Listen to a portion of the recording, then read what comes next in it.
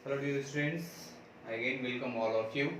आज के लेक्चर में हम लोग सेल साइज और थोड़ा सा एक ब्रीफ साइज के बारे में हल्का सा देखेंगे, जो हम पहले अपने थ्योरी की क्लास में देख चुके हैं। सेल के शेप के बारे में देखेंगे कि बहुत सारे सेल्स जो होते हैं they are diversified cells and all the cells are not having the same shape. They are having different kinds of shape. Not all the cells are having the same shape. तो वो हमने तो जो last class में देखा था cell size के बारे में, तो वहाँ पे हमने डिस्कस किया था कि एक surface area is to volume ratio कैसे सेल के साइज को अफेक्ट करती है। जो कर्न प्लाज्म रेशियो है या फिर nucleus is to cytoplasmic ratio जो है, वो न्यूक्लियोसाइटोप्लाज्मिक रेशियो वो कैसा अफेक्ट करती है सेल के साइज को।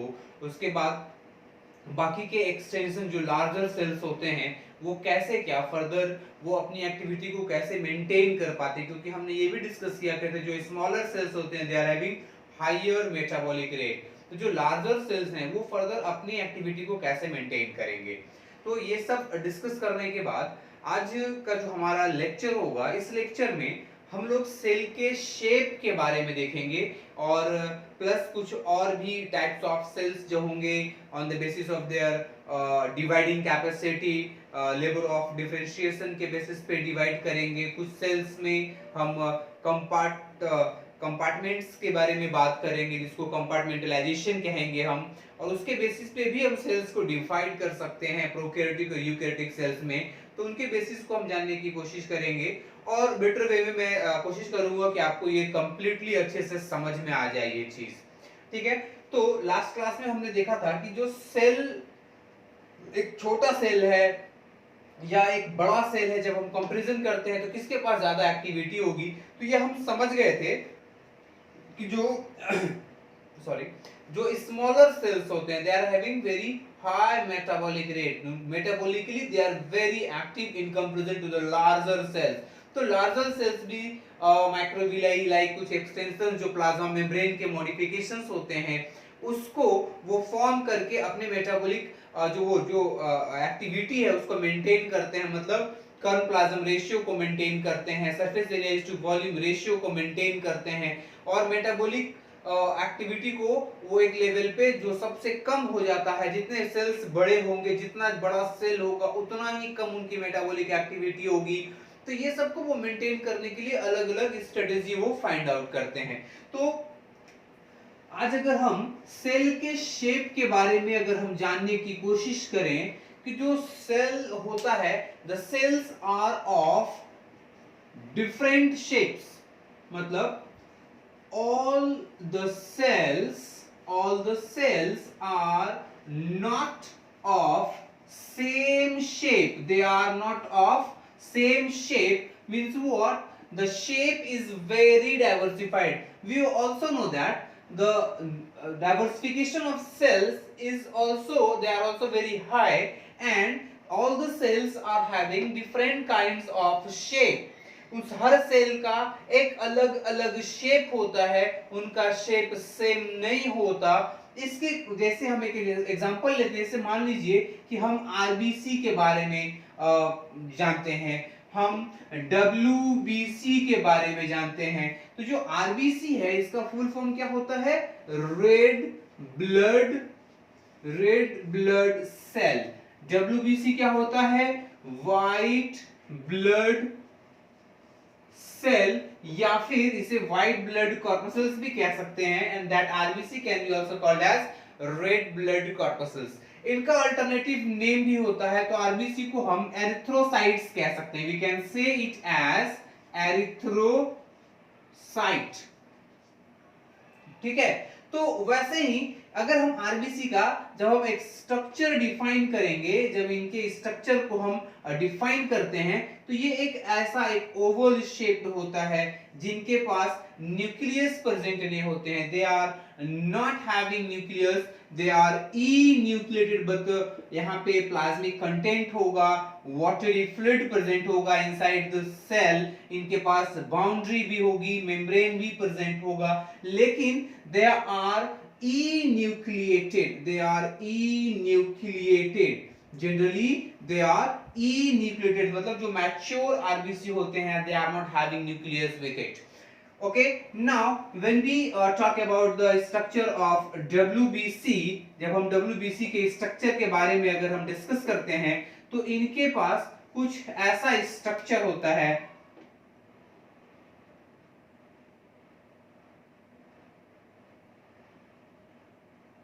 मतलब दे आर हैविंग न्यूक्लियस, तो इनके भी शेप डिफरेंट है। अब हम न्यूरॉन सेल, एक बहुत ही कॉमन सेल होता है न्यूरॉन्स के बारे में, तो इनका स्ट्रक्चर कैसा है भाई? The structure of neuron cells is like the same.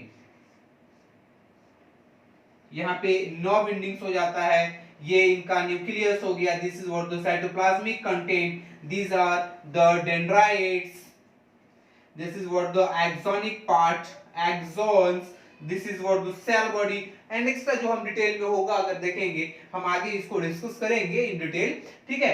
तो ये क्या हो गया? ये न्यूरॉन सेल हो गया, जिसे आप नर्व सेल भी कह सकते हो। It can be also called as nerve cell, they are also called as nerve cell, और न्यूरॉन्स भी कह सकते हैं, जो कि जिसके पास डिवीजन की कोई कैपेसिटी नहीं होती है, they can not divide, once gets damaged, never it can not be repaired, it cannot be repaired, ये कभी रिपेयर नहीं हो सकता, it cannot be replaced by newly formed cells, क्योंकि इसमें जो डिवीजन, जो सेल डिवीजन की जो प्रॉपर्टी होती है एक न्यूरॉन सेल में प्रेजेंट नहीं होता है।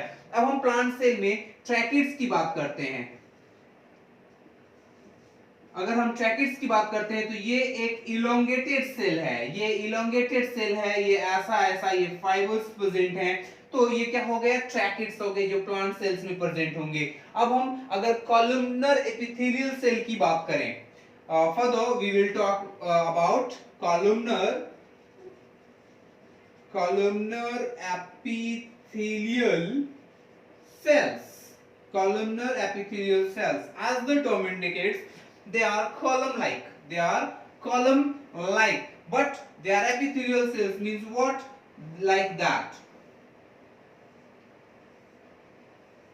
Okay, so they are columnar, they are also having nucleus with it, they are also having cytoplasmic content as well, the watery substance inside them, but they have nucleus as well, they are not enucleated, they are nucleated। तो हमने बहुत ज्यादा sales के बारे में हमने यहाँ पे नहीं देखा है, बहुत एक शॉर्ट, मैं आपको बस सेल के शेप के बारे में बताना चाह रहा हूं कि जो सेल्स होते हैं they are not of the same shape, they are of very different shape. आज for example RBC, the red blood cells, ये ओवल शेप्ड हो सकते हैं, और जब ये म्यूटेटेड होते हैं जब ये म्यूटेटेड हो जाते हैं, जब ये नॉर्मल नहीं रहते हैं, एबनॉर्मल हो जाते हैं किसी भी रीजन की वजह से, तो they further change their shape into, they are called as sickle shape, जिसके बेसिस पे सिकल सेल एनीमिया का डिजीज भी हम पढ़ेंगे।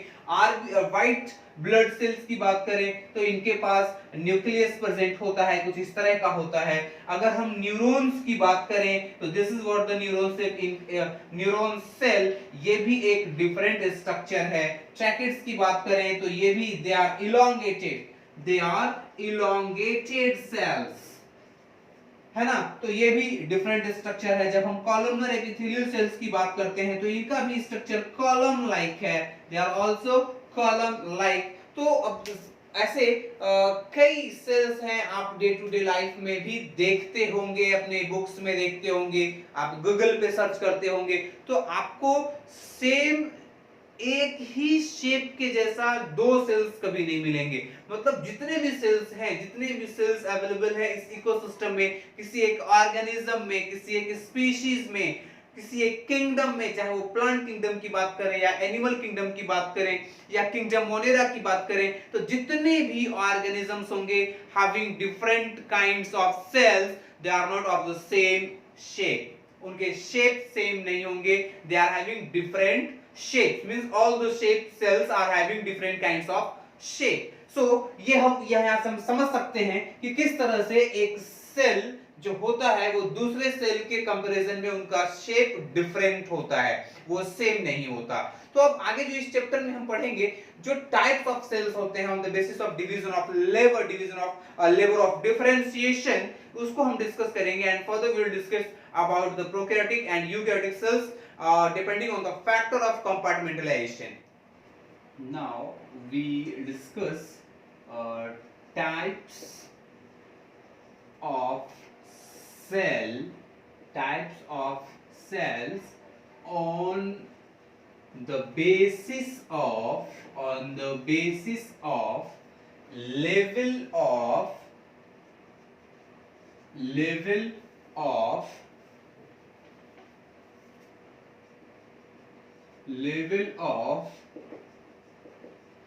differentiation, on the level of differentiation in an organism,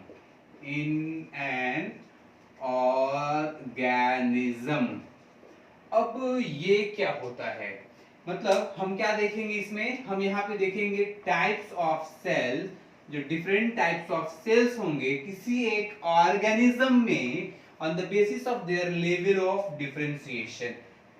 मतलब एक सेल के पास डिफरेंशिएट करने की प्रॉपर्टी होती है, डिवाइड करने की प्रॉपर्टी होती है, तो on the basis of that we can classify the cells into three categories. We can classify the cells into three categories. The one is called as undifferentiated cells. The second one is what called as differentiated cells, and the third one is what called as de-differentiated cells। हमने तीन category देखी है अभी, एक है undifferentiated sales, दूसरा है differentiated sales और तीसरा है डी-डिफरेंशिएटेड सेल्स। अनडिफरेंशिएटेड सेल्स की जब बात हो रही है तो यहाँ पे देखिएगा आप ध्यान से कि अन लगा हुआ है, मतलब शायद कुछ उल्टा है, मतलब ये डिफरेंशिएट नहीं हुआ है। डिफरेंशिएट नहीं हुआ है इसका एक सिंपल मीनिंग होता है कि वो डिवाइड नहीं हुआ है, वो स्पेसिफाई नहीं हुआ है, उनके फंक्शंस स्पेसिफिक नहीं हुए हैं, the fate of the cell वो फिक्स नहीं हुआ है, मतलब जो डिवीजन ऑफ लेबर है इसमें अभी बाकी है। It does not exhibit the division of labour, मतलब स्पेशलाइजेशन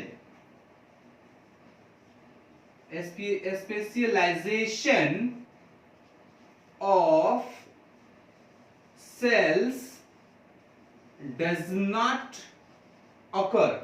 मतलब अब ये स्पेशलाइजेशन ऑफ सेल्स का मतलब क्या होता है भाई, जैसे सपोज दैट कि हम यहाँ पे एक सेल के बारे में देखते हैं और ये सेल मान लीजिए एज फॉर एग्जांपल हम लेते हैं स्टेम सेल। हमने क्या लिया, स्टेम सेल के बारे में लिया जो कि एनिमल सेल में प्रेजेंट होगा, ये प्रेजेंट होगा एनिमल सेल। दूसरा हम केस लेते हैं मेरिस्टेमेटिक सेल जो कि in case of plant cell present रहता है। ठीक है, तो अब हम एक चीज जानते हैं या आप नहीं जानते हैं तो समझ लीजिएगा, ये जो स्टेम सेल है ना, इस स्टेम सेल के पास कैपेबिलिटी होती है एक कंप्लीट ऑर्गेनिज्म फॉर्म कर देने की। मतलब क्या हुआ, इसका हम एग्जांपल लेते हैं, जैसे मान लीजिए ये स्टेम सेल है, ठीक है, अब ये स्टेम सेल फर्दर एक कंप्लीट ऑर्गेनिज्म मतलब एक ह्यूमन बीइंग्स फॉर्म कर रहा है, एक ह्यूमन बीइंग्स फॉर्म कर रहा है जिसके पास सारी चीजें हैं, आंख है, कान है, मुंह है, दो हाथ है, दो पैर है, stomach, everything, a normal morphology, normal anatomy of human beings के फॉर्मेशन के लिए रिस्पांसिबल है। तो ये अनडिफरेंशिएटेड क्यों कह रहे हैं, ये अभी तक डिवाइड नहीं हुआ है, मतलब ये अब डिवाइड करेगा, इसका डिवीजन कुछ डिफरेंट तरह से होता है। मान लीजिए ये फ्रैगमेंटाइज हुआ है, मान लेते हैं कि ये फ्रैगमेंटाइज हुआ है, ये टुकड़ों में बटा है। ऐसे गाना भी है, मुझे टुकड़ों में नहीं जीना है है ना, टुकड़ा पसंद नहीं होता है उनको, लेकिन यहाँ अगर ये टुकड़े टुकड़े इनके ना हो जाएं तब ये सेल फर्दर एक ऑर्गेनिज्म को फॉर्म ही नहीं कर पाएगा। नजरुद्दीन शाह का कोई तो भी एक, और उसमें अजय देवगन भी है, उसमें ये गाना है कि मुझे टुकड़ों में नहीं जीना है, पूरा मैखाना पिला दो यारो। तो पूरा मैखाना पीने से मतलब नहीं है, हमें जरूरत है यहाँ से एक कंप्लीट ऑर्गेनिज्म फॉर्म होने से। तो अब मान लीजिए ये जो पर्टिकुलर मैं नंबर लिख रहा हूं, number 1, number 2, number 3, number 4, number 5, ये 5 फ्रैगमेंट्स हम ले रहे हैं। तो ये जो नंबर 1 है ये मान लीजिए किडनी फॉर्म कर रहा है, ठीक है। नंबर 2 जो है वो एपिथेलियल सेल फॉर्म कर रहा है। क्या फॉर्म कर रहा है? तो एपिथेलियल सेल फॉर्म कर रहा है। नंबर 3 जो है ये मान लीजिए हार्ट के फॉर्मेशंस कर रहा है। नंबर 4 मान लीजिए लीवर फॉर्म कर रहा है। नंबर 5 मान लीजिए ये न्यूरॉन सेल्स को फॉर्म कर रहा है ना। तो हम 5 ही फ्रेगमेंट्स लेते हैं, बस मैं समझाने की कोशिश कर रहा हूं कि जब ये डिवाइड हो रहा है, तो जब किडनी के फॉर्मेशंस पहला फ्रेगमेंट कर रहा है, तो ये अब स्पेशलाइज्ड हो गया। ये जो स्ट्रक्चर है, ये जो फ्रैगमेंट है नंबर 1, जो पहला फ्रैगमेंट है, ये स्पेशलाइज्ड हो चुका है। अब ये फर्दर एपिथेलियल सेल या हार्ट या लीवर या न्यूरॉन सेल या एनी अदर सेल ये फॉर्म नहीं करेगा। मतलब in that case the fate of the cell, अब ये मतलब फिक्स हो जाएगा, जो नसीब है वो फिक्स हो जाएगा। कब? जब ये डिफरेंशिएट कर जाएगा। तो ये जो स्टेम सेल है, ये मेरिस्टेमेटिक सेल्स हैं, they are the example of undifferentiated cells. मतलब इनके पास अभी पावर ऑफ डिफरेंशिएशन है, पावर ऑफ डिफरेंशिएशन है, दे कैन फर्दर डिफरेंशिएट। और जब ये डिफरेंशिएट कर जाएंगे तब इनको हम कहेंगे डिफरेंशिएटेड सेल्स। मतलब जो एपिथेलियल सेल फॉर्म हो गया है ना, जहां पे fate of the cell gets fixed, in that case fate of cells are fixed. मतलब एक फ्रैगमेंट से, मान लीजिए जो यहाँ पे फ्रैगमेंट नंबर 2 है, जो एपिथेलियल सेल फॉर्म हो चुका है, तो जो एपिथेलियल सेल की जो फंक्शनिंग है अब यहाँ पे ये करेगा। तो अब ये जो एपिथेलियल सेल्स होंगे वो क्या होंगे? एपिथेलियल सेल्स क्या होंगे? They are very specialized cells. तो हम यहाँ क्या लिख सकते हैं? दे आर वेरी परफॉर्म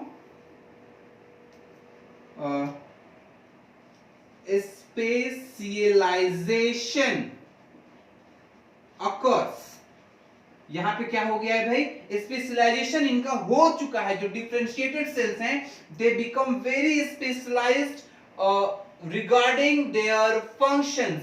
मतलब कैन परफॉर्म सिंगल फंक्शन, किसी एक फंक्शन को ही करेंगे। कार्डियक सेल है तो कार्डियक सेल जैसा बिहेव करेंगे, मसल स्मूथ मसल सेल्स है तो स्मूथ मसल सेल्स के जैसा बिहेव करेंगे, जो हिपैटिक सेल है तो हिपैटिक सेल के जैसा फंक्शन करेगा। मतलब इनके जो फंक्शनिंग होगी यहाँ पे फिक्स हो चुकी है। They exhibit, in that case they exhibit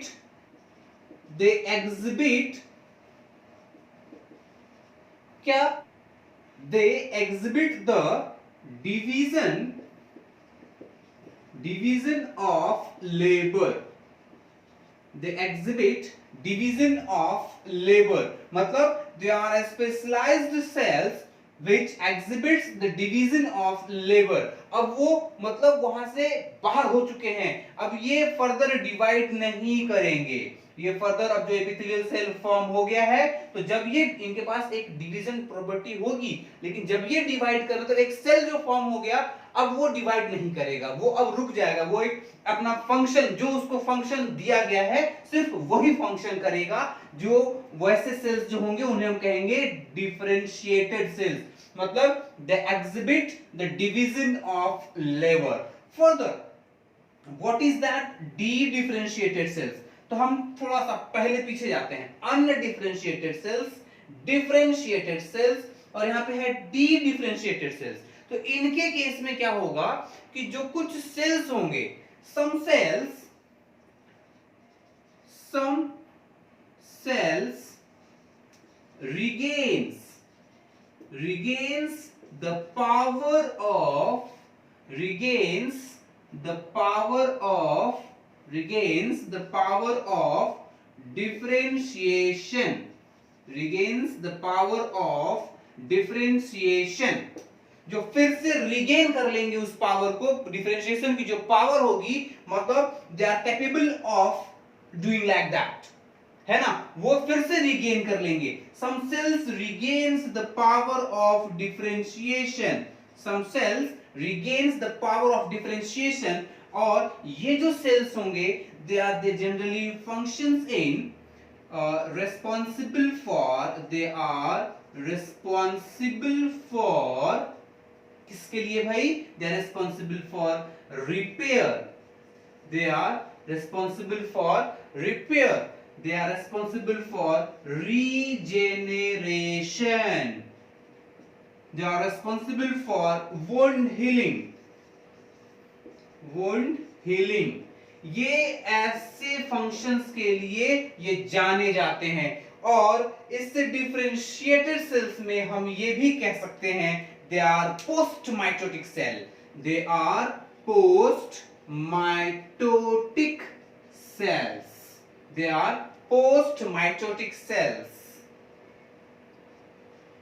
they are post mitotic cells. तो यहाँ पे है मैंने आपको फाउंडेशन जो कोर्स में जो हमने वीडियो डाला था वहां पे भी मैंने आपको बताया है कि यहाँ पे क्या होता है. एक बार फिर से मैंने आपको बता दिया कि जो अनडिफरेंशिएटेड सेल्स होंगे they are the specialization of the cell does not occur, और वी कैन से और what we can say the fixing of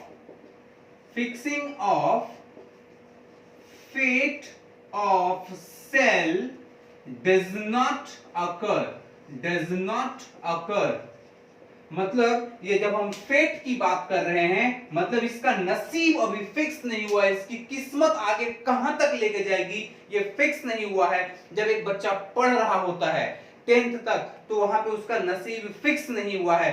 बाद में वो धीरे धीरे डिफरेंशिएट करता है. 11th में जब आता है तो वो फिक्स करता है कि मैं साइंस लेके पढ़ूंगा, मैं आर्ट्स लेके पढ़ूंगा, मैं कॉमर्स लेके पढ़ूंगा. और जब साइंस में वो इंटर करता है तब वो और डिफरेंशिएट करता है और कहता है कि नहीं मैं तो इंजीनियरिंग की तरफ जाऊंगा, मैं मेडिकल की तरफ जाऊंगा, मैं ये चीज करूंगा, मैं वो चीज करूंगा.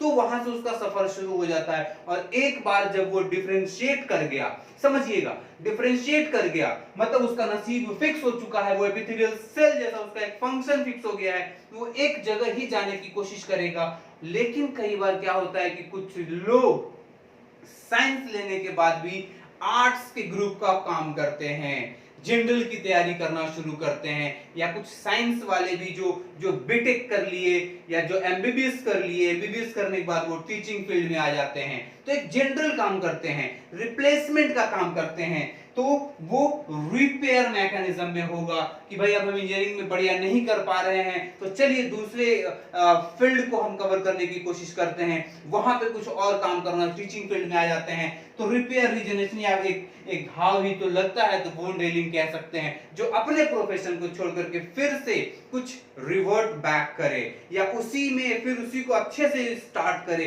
तो एक तरह से हम इस एग्जांपल से भी समझ सकते हैं undifferentiated cell, differentiated cell and dedifferentiated cell. यहाँ पे नसीब फिक्स नहीं हुआ है, यहाँ नसीब फिक्स हो गया. They are post mitotic cell, specialized cells, the fate of the cells are very fixed, they exhibit the division of labor.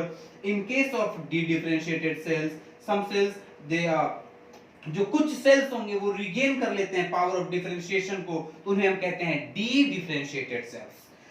Like they generally responsible for the repair mechanism, regeneration process, the wound healing. These all functioning are going to be done by the de-differentiated cells. So this is very easy. आप जब समझना चाहें तो बहुत easy है, कोई कंफ्यूजियस नहीं है. तो अब आगे हम देखेंगे कि एक जो सेल होता है, सेल्स में कंपार्टमेंट होते हैं, तो कंपार्टमेंटलाइजेशन की जो मैकेनिज्म होती है उसमें क्या प्रेजेंट होता है, एग्जैक्टली क्या होता है उसमें, ये हम आगे डिस्कस करने की कोशिश करेंगे. Now we will see compartmentalization, sorry,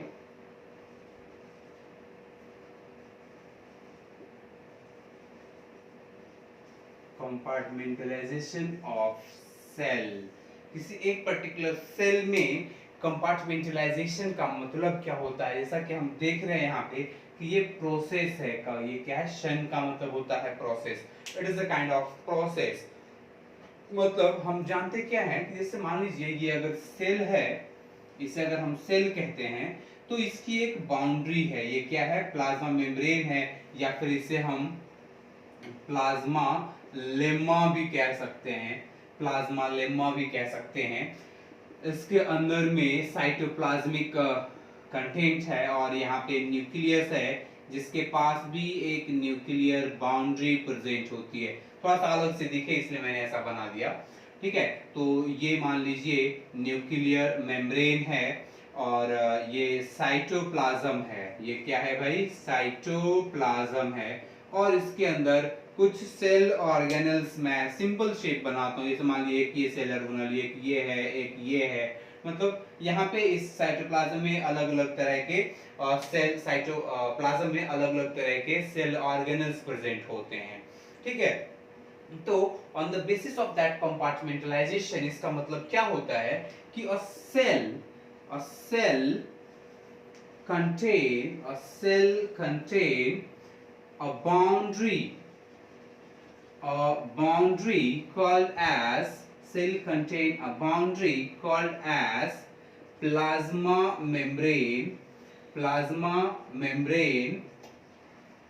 or that plasma membrane can be also called as plasma lemma. It can be also called as plasma lemma.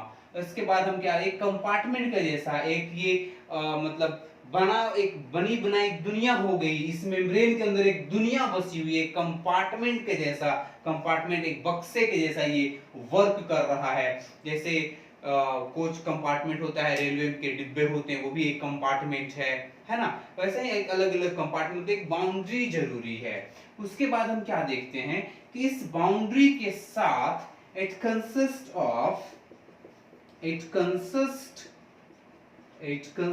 of cytoplasm, that is, what is that cytoplasm? A fluid or watery substance.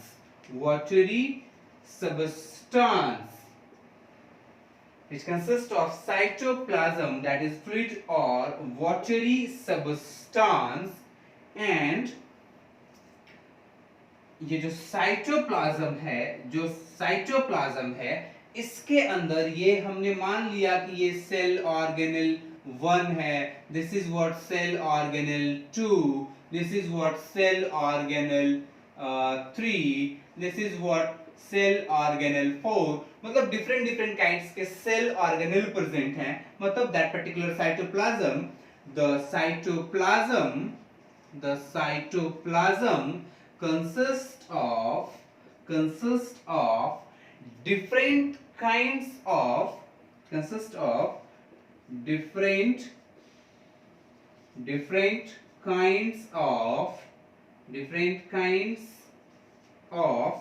that particular cytoplasm consists of different kinds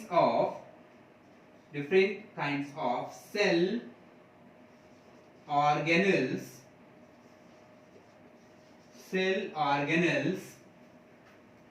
which are guarded by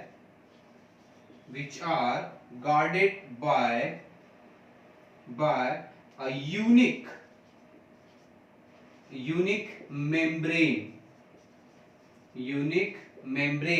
मतलब they are having membrane bound structures, membrane bound cell organelles present inside the cytoplasmic region. तो अब ये compartments क्या सारे sales में होंगे? जी नहीं। अगर किन्हीं के पास ये मेम्ब्रेन प्रेजेंट है और सेल ऑर्गेनल्स भी हैं जो कि एक मेम्ब्रेन से गार्ड किए हुए हैं, उनकी एक बाउंड्री बनी हुई है, तो उस केस में we can say these cells are called as are called as eukaryotic cells, and whenever we talk about eukaryotic cells, it simply covers both the plants as well as animal cells. Eukaryotic cells says plants and animal cell. Okay, अब हम कह सकते हैं कि भाई एक envelope ये है, दूसरा जो ये मेम्ब्रेन है, जो सॉरी सेल ऑर्गेनल जो है, इसकी भी एक बाउंड्री है. तो ये that this type of structure is what called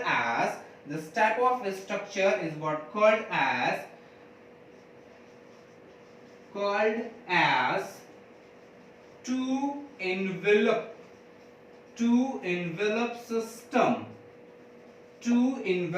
system means what? This kind of eukaryotic cells, the eukaryotic cells are having two envelope system, but when we talk about prokaryotic cells, they simply lacks, they have a boundary, but they lacks what? They lacks membrane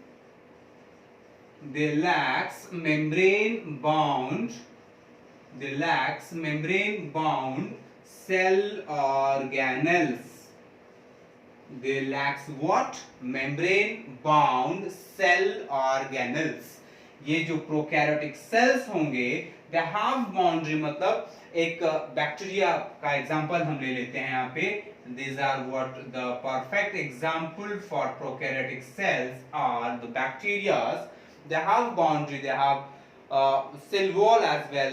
इनकी एक boundary होती है, but they lacks membrane bound cell organelles, मतलब वैसे organelles नहीं होंगे जिनकी boundary होगी, जिनके पास सेल मेम्ब्रेन होगा, जिनके पास मेम्ब्रेनस बाउंड्री होगी.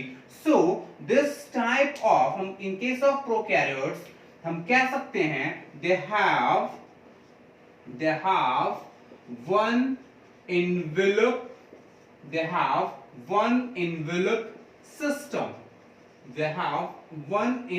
system. In case of prokaryotes, they have one envelope system, but in case of eukaryotes, they have two envelope system. The outer boundary, the inner boundary, two compartments are present. So due to that, we can also classify the cells into two categories, the prokaryotic cells and the eukaryotic cells, and that division generally occurs on the basis of their cellular complexities, the compartmentalizations, and the cytoskeletal system.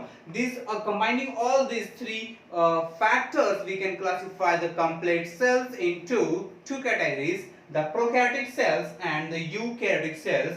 And the difference regarding the prokaryotic and eukaryotic cell is already discussed by me in the last lectures, which is given under the foundation courses. So if you want to take differences from prokaryotic and eukaryotic cells, you can also refer the foundation course जो मैंने वहां पे provide किया है. ठीक है, एक detail description आपको वहां पे मिलेगा प्रोकैरियोटिक एंड यूकैरियोटिक सेल के बारे में. नाउ फर्दर मैं आपको प्रोटोप्लास्ट और एक रफ चार्ट प्रोवाइड करूंगा, उसके बाद अपन सेल ऑर्गेनल्स के बारे में नेक्स्ट वीडियो में डिस्कस करना स्टार्ट करेंगे. हाँ, तो बच्चों अब हम लोग जो एक फ्लो चार्ट मैंने आपको यहाँ पे दिया है, मैंने पहले ड्रॉ कर दिया ताकि आपका टाइम वेस्ट ना हो. इसमें हमने कंटेंट्स ऑफ सेल के बारे में देखने की कोशिश की है कि एक पर्टिकुलर सेल में क्या क्या चीजें होंगी. जैसे मान लीजिए मैं यहाँ पे एक सेल बनाता हूँ, तो ये सबसे पहला मान लीजिए सेल वॉल है. अब ये सेल कंटेंट्स ऑफ सेल में मैंने प्रोकैरियोट्स को या यूकैरियोट्स को मैंने नहीं बोला, ये यूकैरियोटिक सेल होगा. This is the content of eukaryotic cell, क्योंकि प्रोकैरियोटिक सेल के केस में ये सेल ऑर्गेनल्स प्रेजेंट नहीं होंगे. यहाँ पे न्यूक्लियोलस प्रेजेंट नहीं होगा, न्यूक्लियर मेम्ब्रेन प्रेजेंट नहीं होगा।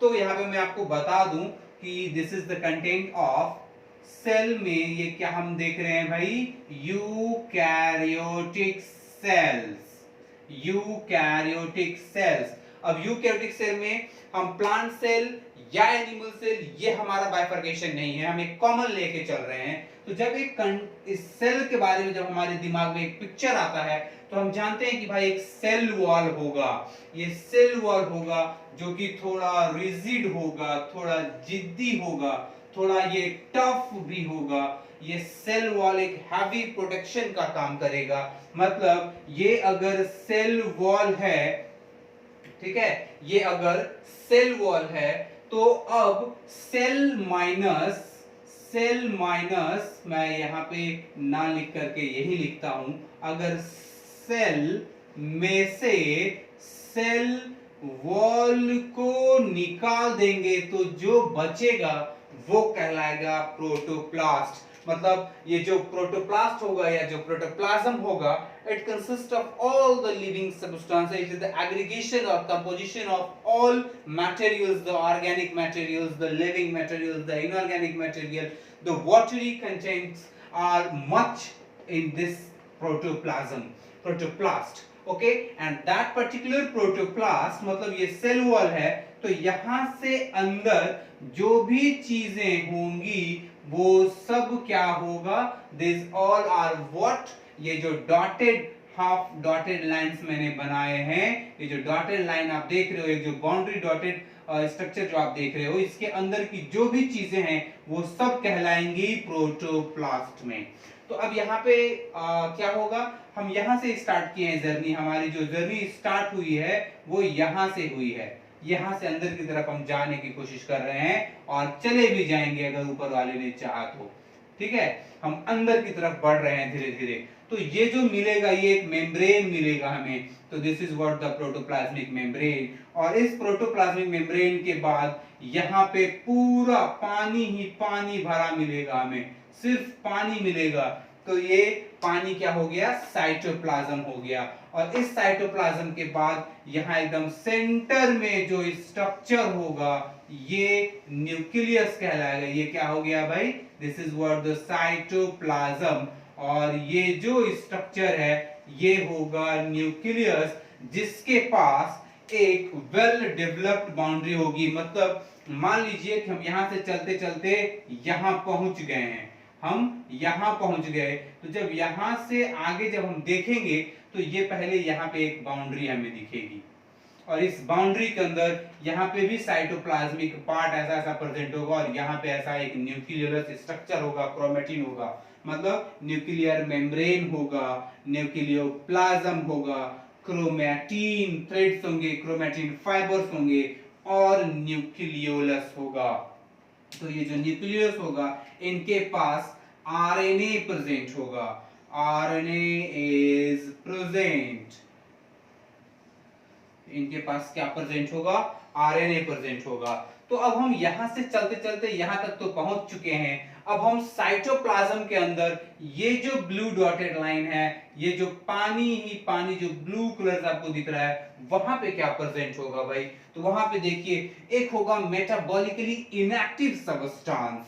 क्या होगा, metabolically inactive substance, and these are categorized as reserve material, those substances which is being reserved by the cells, the eukaryotic cells, for the emergency situation, as for example fat, as for example oil, as for example carbohydrate as well. These all are the reserve materials.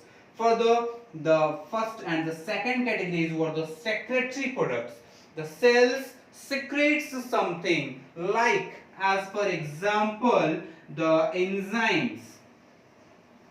It secretes what? Some kinds of enzyme. It secretes some kind of coloring agent, coloring substance, etc. Coloring substance को ये secrete करेगा, and it also excretes something. So the third category is what, the excretory products. कुछ वैसे products जो sales के लिए जरूरी नहीं होंगे वो सेल उसे एक्सक्रीट कर देगा, एज फॉर एग्जाम्पल गम, ठीक है, as for example tannins, as for example resins. Okay, so these all are the different kinds of examples come under the different sections. Now ये metabolically active inactive substances हो गए. These are metabolically inactive reserve materials, secretory products, the excretory products. और secretary products में यहाँ पे थोड़ी space की कमी है, नेक्टर्स भी सेक्रेट करते हैं, तो हम यहाँ पे नेक्टर्स भी रख सकते हैं, कोई दिक्कत नहीं है, the nectars as well ETC. Okay, further अब इस साइटोप्लाज्म में हमने क्या देखा कि भाई ये साइटोप्लाज्मिक जो है इस सेक्शन में, जो साइटोप्लाज्म, ध्यान दीजिएगा, ये जो साइटोप्लाज्म है इस सेक्शन में यहाँ पे एक मटेरियल कैटेगरी हमने बना ली मेटाबॉलिकली इनएक्टिव सब्सटेंस की. अब उसके अंदर भी तीन कैटेगरी बना ली, reserve material, secretory and excretory products. Further और यहाँ पे क्या है, यहाँ पे है सेल ऑर्गेनल्स भी हैं, यहाँ पे क्या है, सेल ऑर्गेनल्स भी है. तो ये साइटोप्लाज्मिक ऑर्गेनल्स के नाम से हम देख रहे हैं, लाइक माइटोकॉन्ड्रिया, लाइक प्लास्टिड, इसे भी फर्दर और क्लासिफिकेशंस होते हैं, the chloroplast, the chromoplast, the leucoplast. मैंने बनाया नहीं लेकिन अगर मैं बना देता हूं, chloroplast, the second category is chromoplast and the third category is leucoplast. The third category is what? The leucoplast.